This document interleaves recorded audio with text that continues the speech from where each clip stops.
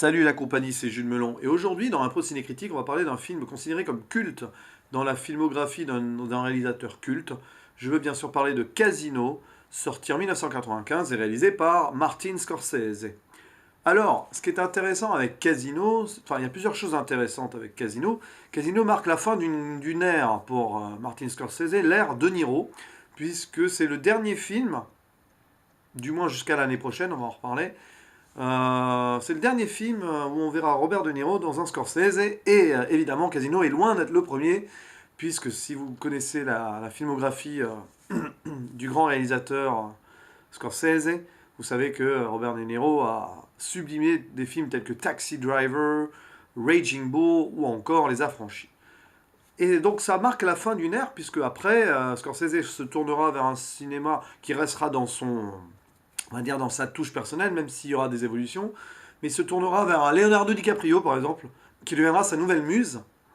Et donc ici, c'est un peu un chapitre qui se referme, même si donc, comme je le disais, en 2019, donc l'année prochaine, il y aura comme l'apothéose et la conclusion d'une carrière pour un Scorsese qui récupérera De Niro peut-être pour ce qui sera son dernier film, un dernier film qu'il réalisera et dont il offrira un rôle aussi à Joe Pesci qu'on retrouve ici.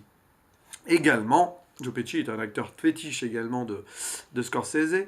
Et Joe Pesci joue donc le sidekick, enfin le partenaire, l'ami plus ou moins du personnage de Robert De Niro. Alors, ce qui est intéressant avec Casino aussi, c'est que vu qu'on a parlé du Loup de Wall Street il y a quelques jours, donc c'est très intéressant de faire des parallèles entre ces deux films. Je vous avais dit que le Loup de Wall Street ressemblait un peu à Casino, du moins je me sens que je l'ai sous-entendu.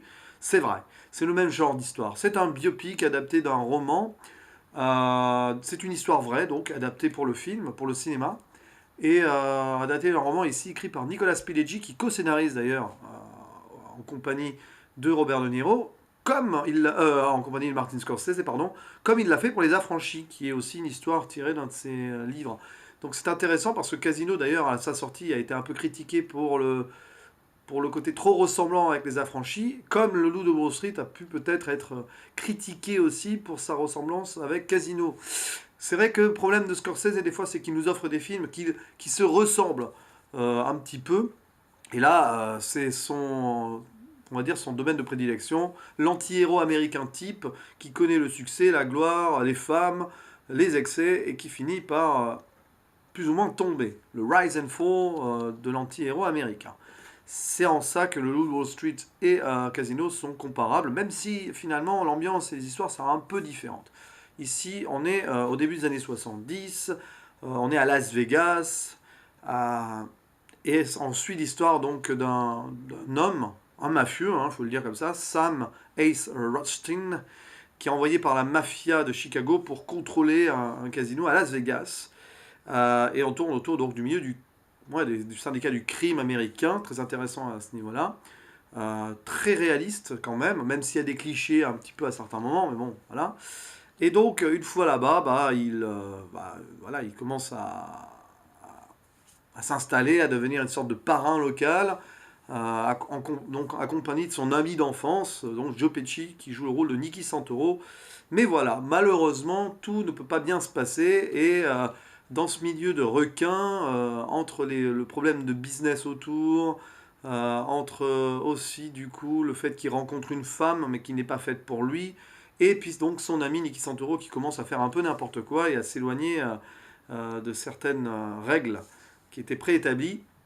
On se retrouve donc dans un sentiment de complexité autour duquel Sam Rothstein, donc Robert De Niro, essaye de survivre plus ou moins. Alors, évidemment, c'est intéressant à ce niveau-là. Le fait qu'il tombe amoureux d'une femme qui est en fait une ancienne prostituée, droguée et complètement instable, c'est vraiment l'amour impossible, là. C'est assez terrible d'ailleurs. Cette femme qui est jouée par Sharon Stone, qui tient là un rôle assez épatant, je trouve. Elle est assez épatante dans ce rôle-là, Sharon Stone, un peu hystérique, un peu folle, il faut le dire.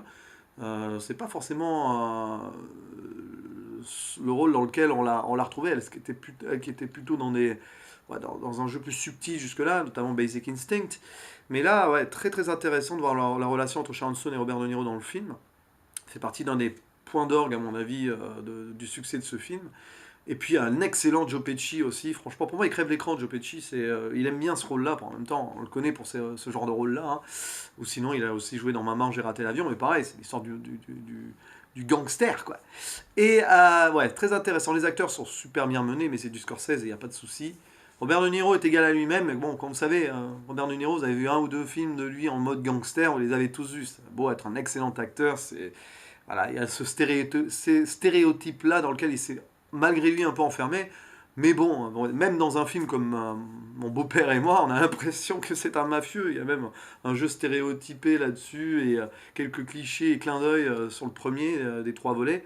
Bref, c'est donc un film très intéressant à voir, mais j'ai le même problème que j'ai eu pour le Loup de Wall Street. Je peux pas être à fond dans ce genre de film. Alors, ça a beau être au niveau action, au niveau continuité, très intéressant à suivre, vraiment. Encore une fois, j'ai adoré la fin, comme le Loup de Wall Street. On sent bien. L'acte final d'un Scorsese est toujours très intéressant à suivre, je trouve. Il y a une montée en violence, une montée en tension, une montée en pathos, voilà.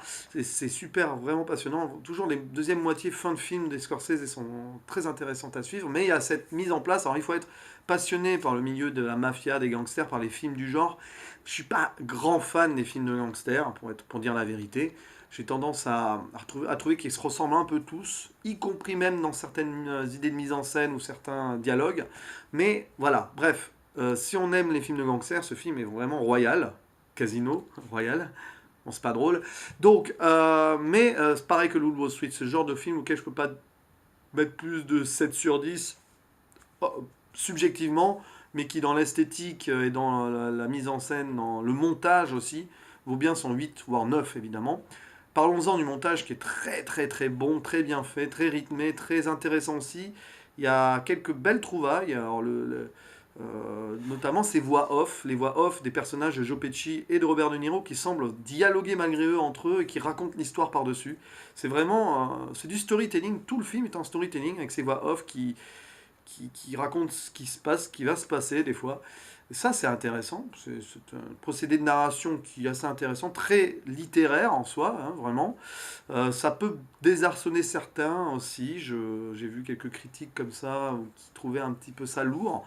Mais moi, je trouve que ça donne au moins un cachet intéressant à un film qui aurait pu être plus banal. Et puis, ouais, comme je le disais, le montage, des idées de plan de caméra, de montage, il y a des moments d'arrêt sur image aussi.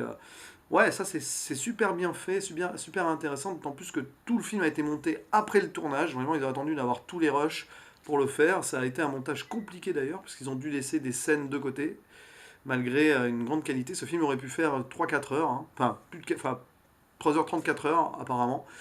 Mais il y a eu des choix de fait et au final on arrive à un résultat très cohérent avec un début impressionnant quand même, cette scène d'ouverture, hein, sans spoiler, on voit donc le personnage de Robert De Niro monter dans une voiture et boum, ça explose. Waouh, c'est intéressant de commencer un film comme ça. D'autant plus que la fin est... Puisque évidemment vous imaginez que cette scène revient à la fin, et ben avec le recul de cette scène d'intro et tout le film qui se déroule derrière, la fin est d'autant plus intéressante à en mettre en parallèle avec le début. Voilà, j'en dis pas plus. Et voilà. Bref, tout ça est intéressant. On retrouve dans ce film des bons personnages secondaires aussi, avec des acteurs charismatiques tels que James Woods ou Kevin Pollak, pour ne citer que. Ouais, c'est vraiment l'archétype même du film de gangster des années 90, avec cette touche moderne de l'époque, puis des hommages à des films plus anciens. Euh, Intéressant donc à voir pour sa culture générale, c'est ce que j'ai fait, voilà, je l'avais vu il y a longtemps, hein, un Casino, mais je m'en souvenais vraiment plus, je sais même pas si je l'avais vu en entier, ça passait à la télé quand j'étais plus jeune.